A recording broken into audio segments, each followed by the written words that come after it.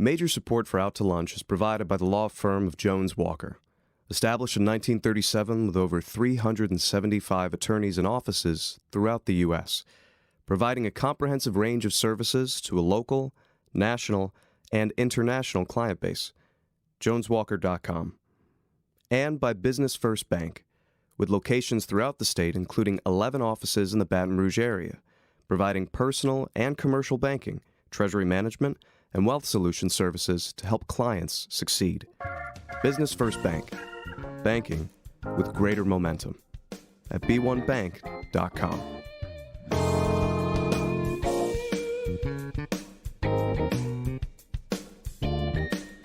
From Mansurs on the Boulevard, we're out to lunch with Stephanie Regal. Stephanie Regal is a broadcaster and editor of Baton Rouge Business Report. It's business, Baton Rouge style. Hi, I'm Stephanie Regal. Welcome to Out to Lunch. Louisiana has a rich musical history, with New Orleans claiming to be the birthplace of jazz and Baton Rouge promoting its prominent role in the development of the blues. But what is the state of the local music industry today, and how do you make a living in the field locally? Samuel Ricciuti is a record producer based in Baton Rouge and the owner of Chez Kito Kat Records, a production company he founded 10 years ago that has produced some 60 records from artists all over Europe. He's also produced music concerts in Europe and Canada.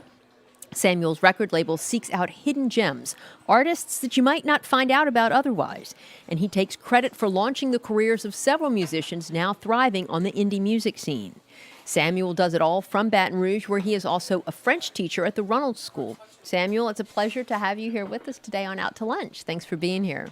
Thank you to have me on your show. David L. Harris is a jazz trombonist and vocalist, as well as a composer and arranger who is making a name for himself on the international scene as well. David grew up in Scotlandville in Baton Rouge and began playing the trombone when he was just 16. In the years since, he has studied music at Southern University, LSU, and UNO, and is now playing in concert venues such as Lincoln Center and the Apollo Theater in Harlem, as well as music festivals around the world. David just completed his first album, Blues I Felt. David, congratulations. We look forward to hearing about your new album. It's a pleasure to have you here on Out to Lunch. It's a pleasure to be here. Thanks for having me.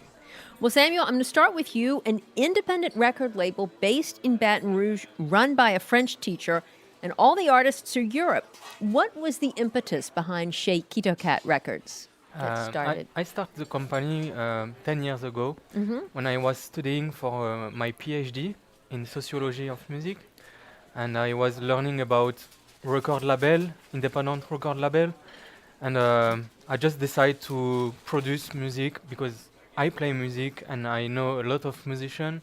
So, and my dad have a lot of record, and I grew up around record. You grew up in Europe? Yeah, in Europe with record. Sure. And so I decided to produce my first record, and after that, second, and now. And so was it difficult to put a record company together? Yes. Yeah. Where did you find the artists, for instance, to get started? First in my city, in France.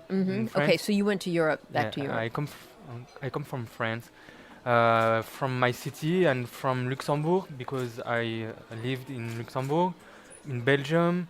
I travel a lot with music, so I meet a lot of people, and after traveling, I meet a lot of people in Canada because I lived in Canada, France, Italy, Sweden, and that's it. Yep, and then you actually produced records for them? You produced albums for the artists? Yeah, I produce record, so I distribute record. Sometimes I play music on this record, so I do a lot of different things, and that. So does Chez Kito Kat actually have a music studio here in Baton Rouge? And did you build out a studio and do the recording here? Or do you go to where the musicians are?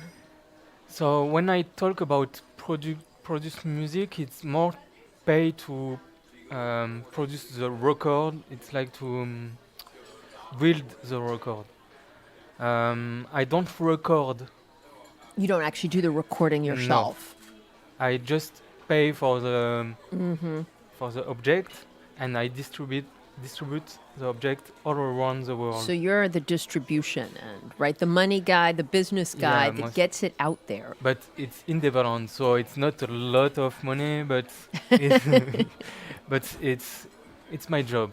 Well, speaking of musicians, David, you're a budding jazz musician based here in Baton Rouge and now also New Orleans as well. How were you discovered? I was actually discovered at Southern University. Okay. I would practice all night in the practice rooms, and there's a band in Baton Rouge named the Michael Foster Project. Yes. And their Well trombone known. player, Terrence Taplin, found me in a practice room. No and kidding. he said, "Man, you should come check out our rehearsal." So I went over to the rehearsal, and then that was the beginning. That is so cool. So I Yeah. mean, he just like every young musician's dream, right? I mean, Yeah, literally, he's- opportunity knocked on the door and he walked in. Yeah, and I ate up all the knowledge, everything they told me. I said, okay, I'm gonna learn that, and I started meeting other guys, and started working in New Orleans, then started touring. So how long ago was this? You look very young now, but This we're talking was- how many years? This was probably 2010 or 11. Okay.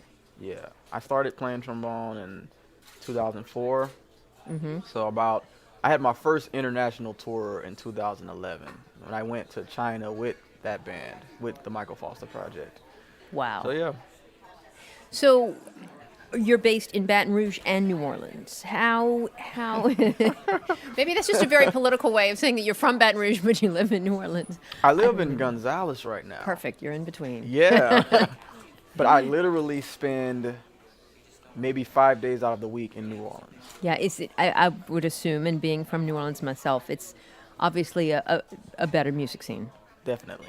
Yeah. It's very lucrative to work, to network, to learn, vast amounts of music, different styles, different genres. Like there's flavors of everything in New Orleans, like authentically, people authentically doing different styles of music that you can really learn it. So, yeah.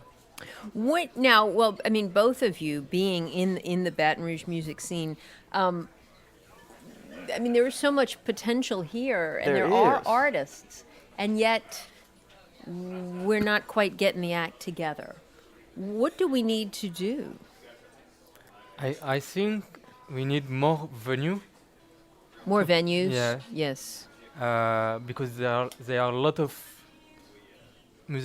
good musician in Baton Rouge, but it miss some independent place to listen music, and I think it's my point of view about that. So maybe. Oh, I think that I mean, do Like- you ever like get what to he play said. locally, David? in Are there- Baton Rouge, I maybe get to play. I get to do what I do in Baton Rouge maybe once every 2 or 3 months. I mean, and you should be playing every week here, right? I would mean, you love weren't- to. That's where I'm from. I love the people here. They're my family, and not just my relatives, but like there's a lot of people that are my family here, and I would love to do what I do for them. It's just not a lot of opportunities. And certainly right now. we have, I mean, like Kenny Neal, I've talked to him about Yeah, that, right, yeah. and and the Michael Foster Project. I mean, there are a lot of musicians here, and they all echo the same frustration Yeah, yeah. that there aren't more venues. What about the clubs? Do you all ever talk to the music clubs, to the owners, or the people who book at the clubs? If I can be candid. Oh, please be candid. So like, it's not just that we want to play. We also want to get paid.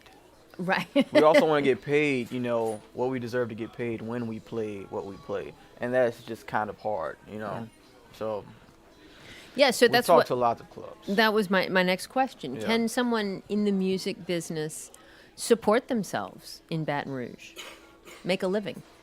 Or do you have to go outside the market? If you do private events, if you do lots of like wedding receptions and stuff like that, you could support yourself. But then you know, have to that kind pay of- cover Yeah, music right. and You have to play cover band. music, right? And if you're not into that, then totally into that, that's all you want to do, then it's really difficult to just be yourself and make it. What about on your end, like on the producer end? For me, it's very different because I am into electronic music, and the music scene in Baton Rouge in electronic music is like Non-existent? Non-existent. There are no place to listen electronic music, so for me it's difficult to say and to produce record Sure. right now in 2017. It's very difficult to live with that Right. I can imagine. because of internet, and so it's why I'm working in a school to teach. But You came here because of your PhD. Is that what brought you to Baton Rouge? no, I did my PhD in Montreal, Canada, and in France. But I'm here because my wife worked for Codophile. Oh, sure. I- Codophile is the French French, cultural yeah. exchange program. So they asked to French teacher to come in Louisiana to teach French in immersion school. So my wife teach in an immersion school. So we are here for 3 years now, Okay. and we want to stay more. And so is why we are here, because of French culture in Yeah, right. Baton Rouge. Now, Europe, and I know this from musicians in New Orleans, Europe is such a fertile market for musicians. I mean, I know musicians in New Orleans that can't make a living unless they tour overseas. Yeah. Oof. It's great. And I mean, overseas is just very lucrative. Yes. And Europe and is Japan. it clubs? Is it more like arena stadium style venues? Where do you play, David? Lots of arena stadiums. Really? I did a lot of touring in 2015 in Europe, and a lot of jazz festivals. They have a lot of jazz festivals who can fund bringing acts over. A lot of Nice. great jazz festivals in Yes. France. Yes, yes. They really love jazz in Yeah, France. Yeah, yeah, and you know they fund the jazz festivals so they can bring acts over, and then there are also lots of clubs and also like performing arts, not performing arts centers though, but like maybe like arenas, like you said. There are lots of those. Now, is your producer or you based in Baton Rouge, or did My you have to go? producer? Or who? Yeah. I mean, for my record, it was all me. It was all you. Yeah, I recorded at Esplanade Studios. And where are they? Are That's they in Baton New Rouge? Orleans. Or they're Yeah, in New that's Orleans. But I mean, I produced the record and everything, but I used the facility, and the engineer Misha, he engineered the record. And then, do you book your own tours, or do you have a manager or an agent now? Right now, I'm pretty much booking all of my stuff on my own. I have a manager right now, and we're moving forward, but he's trying to make some things happen. So I hope that some things will happen. I think Edinburgh soon this summer. But right now, I've been doing a lot of booking on my own. So, how do you plan to sell your new album? It's on iTunes, and it'll be sold at Peaches Records, iTunes, Amazon, pretty much everything. It's on everything. So, y'all, with the internet and the way that content is accessed today digitally, how does a musician make money with a new album? How do you keep it from just being out there for free? They don't make money. They don't. So they're like journalists then, right? So when we sell record like CD or vinyl, you can make money, but with digital music it's very difficult because you have to play like 100,000 times the song to have $1, and so it's very difficult to make money for artists. Right now with digital music, it's very good because everyone can listen music. So your music is everywhere in the world, from Japan to United States.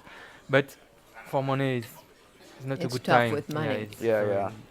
I mean, it helps to get your music licensed, because the hope is that you can get in a movie or commercial, and then you get that residual income. They call it mailbox money. Sure, that would be huge, isn't it? Yeah, and that's great. Well, and with With tours, like when you do the tours, people buy CDs. I mean, you make lots of money selling CDs on the road at your Okay. shows.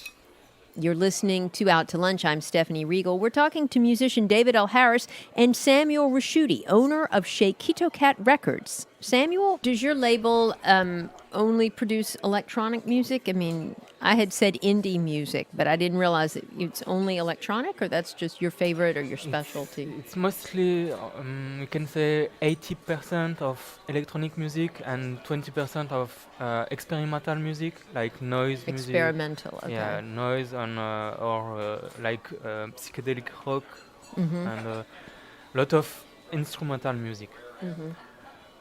We produce a lot of different things of music 5 or 6 years ago, but now it's mostly electronic music. And when you say electronic, meaning it's all created on a computer, on a synthesizer, or Actually, do you use instruments in we use- electronic music? we use a lot of instruments, like drum, like guitar, but Okay. we use a lot of analog synthesizer, old synthesizer like Moog, like old Korg, and it's a mix of different. But all the musicians on my record label are play Instruments. Yeah. What, and you mentioned analog, that's interesting. What do you all think of the sort of the rebirth of the resurgence of vinyl records and analog recording? For me, the sound is better on analog. That's what everybody says. It's Yeah. more pure sound. It's like it's more it's more warm maybe, and Warm. I prefer the object. The object is you can touch it, you can feel you can feel everything, and it's the vinyl. It's very important in electronic music because all the DJ play record In the vinyl. clubs, for instance, the DJs are playing vinyl? I wish, but it's Only in the really interesting Yeah. clubs, right? Yeah. Maybe. in when I go a lot in Germany, in Berlin, or Amsterdam, in Netherlands. They still play vinyl, but it's difficult to. Sure. Yeah. What about for you, David? I dig the vinyl because of the specificness in the sound. Like when you listen to jazz music and you hear like Billie Holiday sing, and you hear the raspiness and the air in her voice, that's a completely different level than hearing it and you not hear all that, you know. And I think that like us as people, we've been like, you know, as the years go on, it's so much watered down Yeah. stuff, and the humanistic part of music, you know, is all those inflections that come naturally when you sing, you know, that you can't necessarily hear on an MP3, but vinyl kind of brings out like the music, every little aspect, and also like the really specific humanistic things of each artist. So if we could all get back to really diving into like the specifics of an artist, you know, not just the boom boom and the ta, Sure. ba, but all of it's just so specific when you hear vinyl. That's so wonderful. Yeah, it's like the person's right in your face singing, and you know, you can get back to like knowing that this voice is who this is. Right. You know. David, I'm interested. Who taught you? Who taught me? Who taught you? Are you self-taught? I mean, did you just pick up the trombone, or were there early influences in your musical education? You know, it's funny. I didn't start listening to jazz until maybe 2009 or 10. Really? Or something like that. Yeah. I mean, as a kid, I wanted to be a veterinarian. So I didn't even want to do music. I had no idea that I would play music until 2004 when I picked up the trombone. My friends were in marching band and I missed my bus, and I hung out with them at the band practice, and then the band director was like, "Oh, you can play if you want." And then I started playing trombone. You just picked it up and it was that easy. No, it was not easy. It wasn't easy, but I had good friends. They played, and we hung out, and they liked music, so I learned a lot from them. Taught me.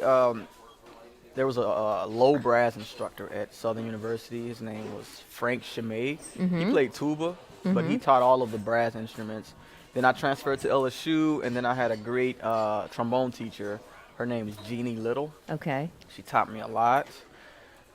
Did you study jazz at LSU? Did you play with the jazz lab band or Willis Deloney or any of those guys? I did play jazz there. I played jazz there for a little bit. I think the first year I was at LSU, I was trying to learn classical music mainly, so I studied classical music with Jeannie Little, and then I started getting into jazz my second year at LSU. So then that's when I started working with Willis Deloney and Bill Grimes and Brian Shaw and all those guys. And then I left LSU and I moved to New Orleans and studied at UNO, and that's when I met Delphio Marcellus. Oh, great. Who really, it's not only Delphio Marcellus, but a good friend of mine, Stephen Lands. He really broke down and really showed me that the blues was the foundation. Like playing the blues and the conversational level of music is really like the core of like the humanistic side of music, which is what reaches people and which allows you to build on and also play the complex styles of music. Do you still want to be a vet now? Or are we? No, not at all. I don't even want to tell you the story of how I realized I shouldn't be a vet. Is it a good story? It's not a good story. All right. Well, we'll skip it. What do you all think we need to do? I mean, if you were king and could wave your magic wand, since you do live here, what do we need to do to improve the music scene here and to get more of an infrastructure around the music, musicians, and to get, better networking and connection between the people here in the business? I think right now it starts with the children, period. It starts with like those kids in elementary school, giving them the opportunity to have an even chance to choose from whatever they want to hear, not just what they hear all the time. Because the media, they kind of give you what they want to give you, and they leave out lots of styles of music. So kids never have a chance to experience like the electronic music or jazz or swing. They never get a chance, and by the time they're 16, all they've ever been exposed to on TV is like what the media gives them. So if we start with the kids, teaching them, letting them at least hear some jazz music, that would I think that would help a lot, because jazz music is really conversational, and you can't play the music without actually truly listening to the next guy next to you. You can't just get on stage and just do what you want to do. Yeah. It's a group effort always. And just playing jazz teaches you how to communicate and how to listen to the next person and how to work together. So the Great kids, metaphor for life. the kids, yes. What do you think, Samuel? I think it's very different here in America for me than to Europe. Because in Europe, in France especially, we have a lot of public money for music. Sponsorship? From the state, and there are a lot of public venue. But here, you have a lot of different venue, like in New Orleans, in Baton Rouge. It's private venue. It's very different for me. It's totally different experience. I think it's good for me. It's better to don't have a lot of money from the state, or because you have to be the best to play. Right. Because in France, I think there are too much money in culture, and people are sleeping on the money. Right. I don't know if... No, that makes sense, sure. So I think maybe we can do something at school, like you say, to teach different kind of style of music, but I think it's very different for me. I have a lot to learn about that, and I think I don't have explored enough to say what we can do more on this scene. I love to go in Austin, Texas, because there are a lot of different places where you can play and In listen. Austin, you said? Austin, Texas. Austin. Yeah. Sorry. No, I just wanted to make sure that Austin.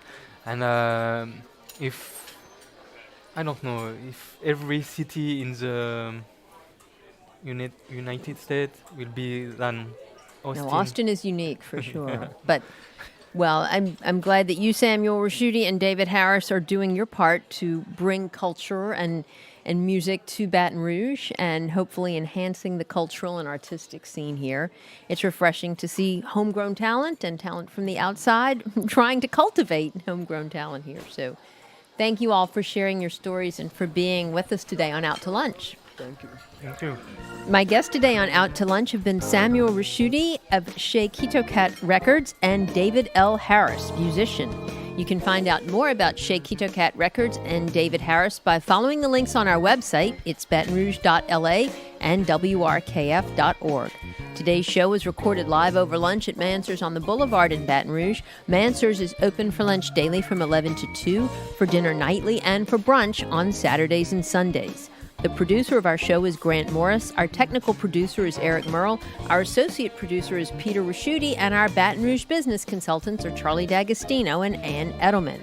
You can see photos from this show on itsbatonrouge.la and on our Facebook page. These photos are taken by Allie Appel.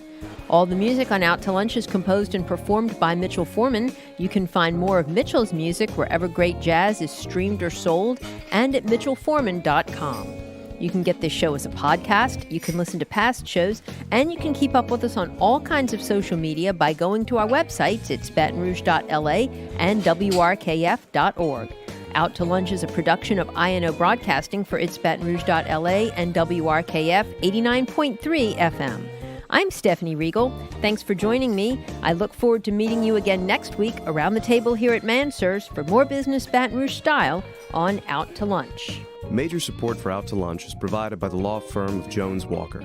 Established in 1937 with over 375 attorneys and offices throughout the U.S., providing a comprehensive range of services to a local, national, and international client base. JonesWalker.com. And by Business First Bank, with locations throughout the state, including 11 offices in the Baton Rouge area, providing personal and commercial banking, treasury management, and wealth solution services to help clients succeed. Business First Bank. Banking with greater momentum at b1bank.com.